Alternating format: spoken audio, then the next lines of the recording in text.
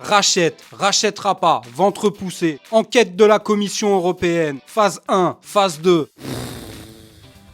C'est de l'algèbre ou du MotoGP? Bref, on ne sait plus où on en est dans ce dossier. Voilà plusieurs mois que le rachat a été confirmé par la Dorna, par Liberty Media qui détient la F1 et qui souhaite s'engager avec le MotoGP en rachetant les droits du championnat. Visiblement, tout ça devait couler de source, mais on s'aperçoit que c'est quand même un peu plus compliqué que ça. La vente est désormais repoussée, ça peut aller jusqu'à mai 2025. Et encore, s'il n'y a pas de mauvaise surprise. Du coup, on va revenir plus en détail sur cette situation. Y aura-t-il vente ou pas? On reviendra également sur les déclarations de la fameuse Commission européenne qui a lancé une enquête. N'oubliez pas de flatter l'algorithme en likant la vidéo et surtout en vous abonnant, ça m'aide beaucoup. Merci à tous ceux qui me soutiennent.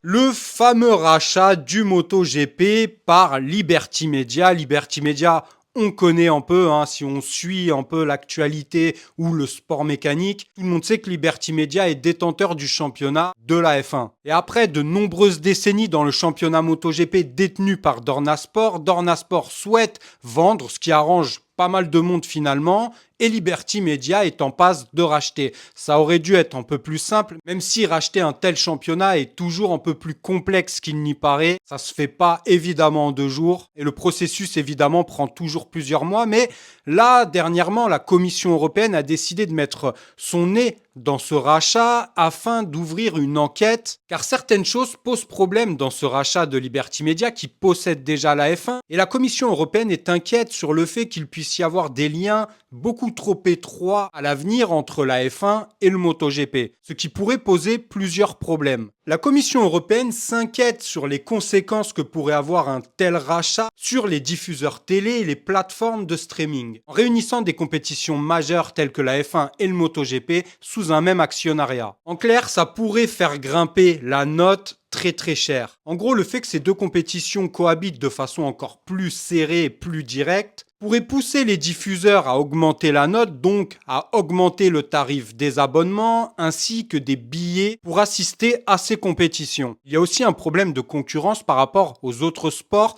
et aux autres championnats de sport mécanique. Du coup, la Commission européenne a lancé son enquête, ils ont dépassé la phase 1 et maintenant sont en phase 2 par rapport aux problèmes que je viens de vous souligner. Et d'ailleurs, on revient de suite sur les déclarations de cette fameuse Commission européenne. La transaction soulève de sérieuses inquiétudes quant à la concurrence en réduisant potentiellement les marchés nationaux des droits de diffusion des sports mécaniques dans la zone économique européenne, où la Formule 1 est le leader clair du marché et le MotoGP souvent son seul concurrent. Nous craignons que cette association de la F1 et du MotoGP réduise les contraintes de concurrence importantes. En clair, je l'ai souligné juste avant, la Commission européenne craint que cette association puisse favoriser la F1 et le MotoGP de façon trop importante, faire grimper les prix et porter préjudice aux autres championnats des sports mécaniques. Le PDG de Liberty Media, lui, de son côté, assure que ce ne sera pas le cas, qu'ils n'associeront pas le MotoGP et la F1, mais qu'ils traiteront bien